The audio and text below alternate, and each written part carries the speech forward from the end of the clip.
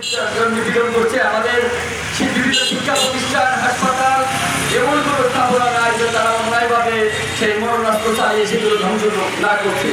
আমরা আশা করি যে বিশ্ব বিবেক নিশ্চয়ই জেগে উঠবে এবং গাজাবাসীর পাশে দাঁড়িয়ে ফিলিস্তিনি একটি স্বাধীন রাষ্ট্র হিসাবে সেখানে গড়ে উঠবে। বিশ্ববাসী সেই কাজকে সমর্থন জানাবে এবং আমরা আরেকটি উদাত্ত আহ্বান জানাই যে সারা বিশ্বের যারা মুসলিম যে বিশ্বের বড় বড় রাষ্ট্রগুলো আছে তারা এই গাজাবাসীর কাছে দাঁড়াবে। জাতিসংঘ তাদের সর্বোচ্চ শক্তি নিয়ে গাজাবাসীর পাশে দাঁড়িয়ে তাদের জান মাল সেটা হেফাজত করবে। আমরা যেভাবে নির্যাতন দেখছি শিশুদের উপর নারীদের উপরে যেটা বিভৎস সেটা বর্ণনা করার মতো নাই। আমরা মনে করি এটি মানব অধিকার লঙ্ঘন। এই মানব অধিকার লঙ্ঘনের বিরুদ্ধে বিশ্ববিবেক জেগে ওঠা উচিত। আমরা মনে করি বিশ্ববিবেক যদি জেগে ওঠে তাহলে এই ধ্বংসযজ্ঞ একদিন রোধ হবে এবং গাজাবাসী সুন্দর একটা সুস্থ জীবনে ফিরে আসবে। আমরা সারা বিশ্ববাসীর কাছে এই আহ্বান জানিয়ে আমি সকলকে ধন্যবাদ দিয়ে আমি আমার বক্তব্য শেষ করছি।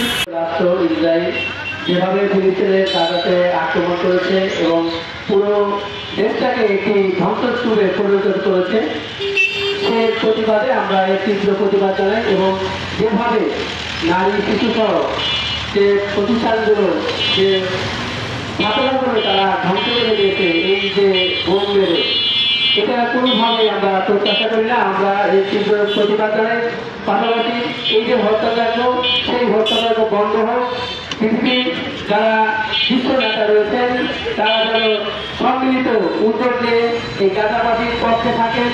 আমরা সরাসরি যে আজকে এর প্রতিবাদ জানাতে এই আজকের এই মানববন্ধনে দাঁড়িয়েছি, আমরা আহ্বান করব পৃথিবীর যারা বিশ্ব নেতা রয়েছেন, যারা নেতৃত্ব দেন, বিশেষ করে আমেরিকা সহ অন্যান্য রাষ্ট্রের যারা প্রধান রয়েছেন, তারা এই দেশটাকে ধ্বংসযজ্ঞ মানবাধিকার যে সংগঠনগুলো রয়েছে আন্তর্জাতিক, তারা যেন দ্রুত সময়ের মধ্যে এটি সুস্থ বিচার ব্যবস্থা তৈরি করে এবং ইসরায়েলের তাদের যেন কঠিন শাস্তি দেন। পাশাপাশি আমরা চাই না যে নৃশংসভাবে কোনো মানুষ মারা যাক। আমরা শান্তি চাই, আমরা মানবতা চাই।